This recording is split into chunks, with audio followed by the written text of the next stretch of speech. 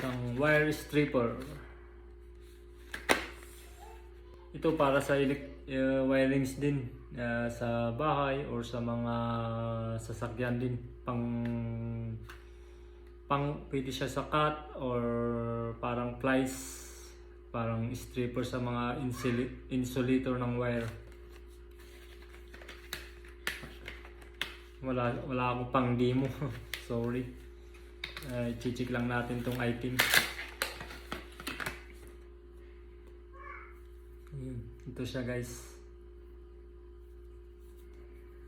Meron siyang lock pa dito. Ayun. Pang stripper ng wire.